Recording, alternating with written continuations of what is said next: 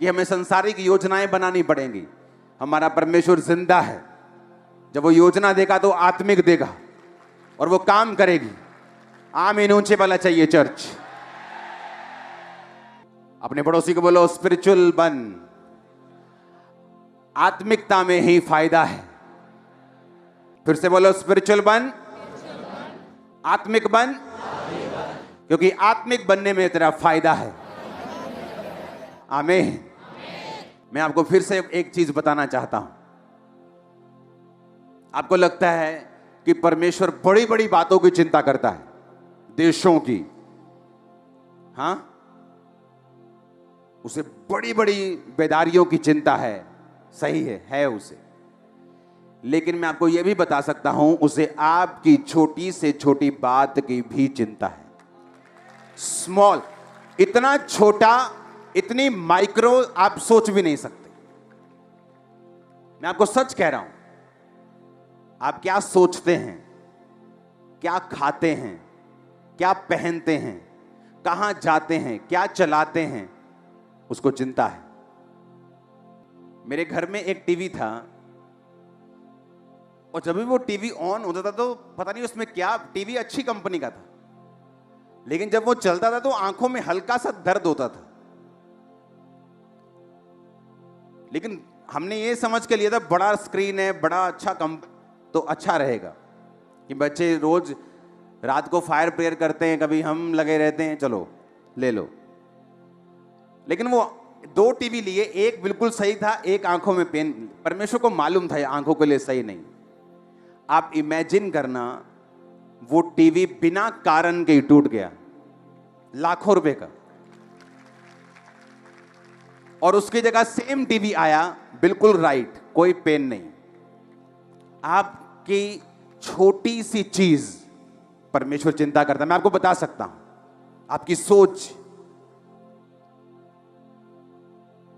हमें पता क्या लगता है कि परमेश्वर इतनी छोटी बातों की चिंता। परमेश्वर ने कहा तंबू बनाओ, और उस तंबू में मेरे लिखे हुए वचन जो खुदा ने अपने हाथ से लिखे थे और मूसा को दिए थे, वो रख दो। तंबू बना, महापवित्र स्थान में परमेश्वर का संदूक था, उससे पीछे मेज था, रोटियां थी, दीवट था, उसके बाहर का आंगन था। तो एक तंबू बना दिया गया मूसा के द्वारा। हाँ या ना? 12 गोत्र थे।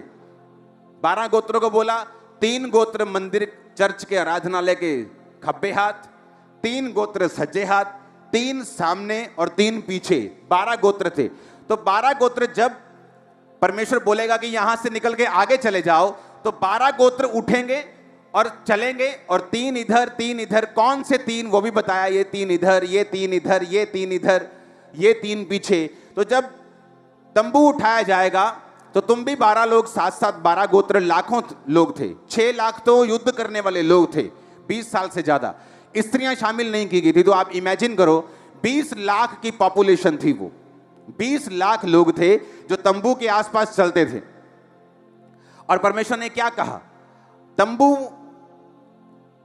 में जो लोग होंगे, तंबू का जो सेवा करेंगे, वो लेवी लोग, वो उसमें शामिल नहीं थे। तो जैसे ही परमेश्वर बोलता था कि तंबू उठा के चलो आगे, तो कुछ उसके दीवट को उठाते थे, कुछ की ड्यूटी लगी थी पवित्र स्थान को उठाना, कुछ की ड्यूटी पर्दे उठाना, बांस जो भी था उनके पास उठाते थे, वो चलते थे। लेवी बीच में, 12 लोग साइड पे चलते थे। समझ आई कि नहीं आई? अपने हाथों को उठा के बोलो, परमेश्वर जो कुछ अब मैं समझूं वो 100 गुना फलों को लेके आए। मांगो अपने हाथों को उठा के पहले ऊंची आवाज में।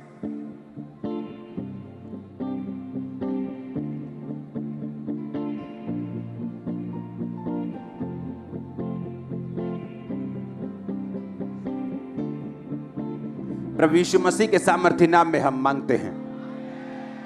अब ध्यान से समझना, 12 गोत्र थे। बोलो कितने? परमेश्वर ने कहा, जब मैं इन 12 गोत्रों को इज़राइल को मिस्र से छुड़ा कर लेके आया था, तो कैसे छुड़ा के लेके आया था? लास्ट चमत्कार परमेश्वर ने क्या किया था मिस्र में? बोलो, लास्ट मिरेकल क्या था?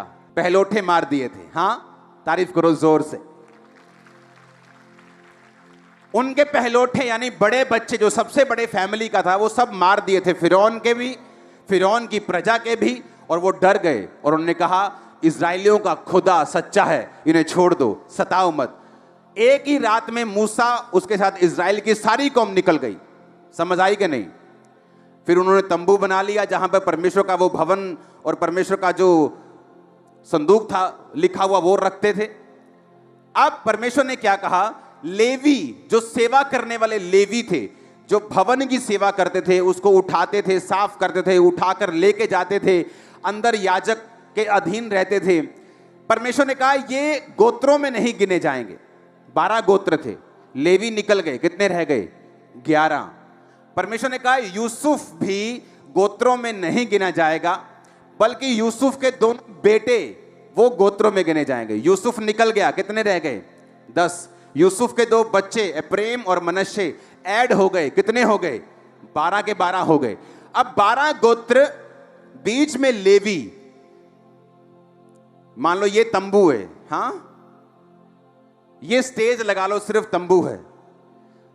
परमेश्वर ने कहा लेवी लोग तंबू के आसपास रहेंगे, 3 गोत्र इधर, 3 इधर, 3 उधर, 3 पीछे रहेंगे।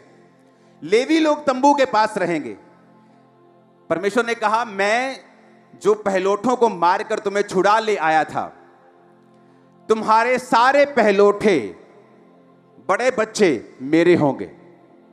लेकिन परमेश्वर कुर्बानी नहीं लेता आदमियों की, यह हमें मालूम था। तो परमेश्वर ने क्या किया, लेवियों को गोत्रों से अलग कर दिया। और परमेश्वर ने कहा लेवियों के जितने पुरुष होंगे वो तुम्हारे पहलोठों के बदले मैंने सेवा के लिए ले लिए। आप मेरी बात समझ गए कि नहीं? हां, तो लेवियों के जितने बेटे थे, परमेश्वर ने कहा तुम लाखों लोगों के पहलोठों के बदले मैं लेवियों के बेटे ले लेता हूं। समझ आई कि नहीं आई? मैं हैरान हो गया बाइबल पढ़ के। जब हम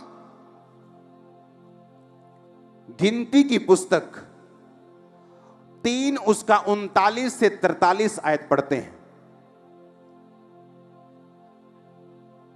यहोवा की इस आज्ञा को पाकर 1 महीने या उससे अधिक आयु वाले जितने लेवीय पुरुषों को मूसा और हारून ने उनके कुलों को अनुसार गिना, वो 22,000 थे।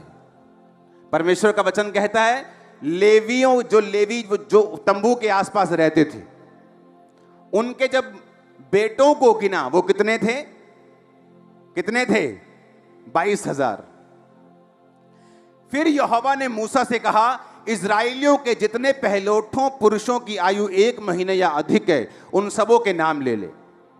अब परमेश्वर कहता लेवी गिन लिए ना, अब सारे इजराइली, 3 गोत्र इधर के, 3 उधर, 3 इधर, 3 पीछे के, सारे इजराइलियों के जितने पहलोठे बच्चे हैं उनकी गिनती भी ले ले। जब उनकी गिनती ली गई तो 43 आयत में लिखा सब पहलोठे पुरुष जिनकी आयु 1 महीने या उसके अधिक की थी जो इजराइल में थे, उनकी गिनती भी 22,273 निकली। यह कैसे हो सकता है? इसका मतलब देखो लाखों लोग थे वो, लाखों। अब मेरी बात को ध्यान से समझना, लाखों लोग हैं जो तंबू के आसपास डेरा डाल के बैठे हैं। और परमेश्वर कहता है ये सारे इनके पहलोठे बड़े बच्चे मैं उनके बदले में लेवियों के मेल को, बच्चों को, उनके लड़कों को ले लेता हूं। जब उनके पहलोठे गिने गए 22,000, इनके लड़के गिने गए लेवियों के 22,000। कैसे हुआ? इतने लाखों की पॉपुलेशन, उन्हें लगता है आहा हा मेरे भाई की शादी होगी, आहा हा मेरे भाई का बच्चा हो गया। परमेश्वर कर रहा था। किसी का नहीं हुआ, परमेश्वर कर रहा था। 22,000, 22,000। सोचो इतने माइक्रो मैनेजमेंट कर रहा है कि वो पॉपुलेशन को भी कंट्रोल कर रहा है, और तुम्हें लगता है मेरी शादी हो गई इसलिए बच्चा हो रहा है। वो कहते तुम्हारे सारे पहलोठे मेरे, लेवियों अपने मेल बच्चों को गिनो, कितने हैं? 22,000।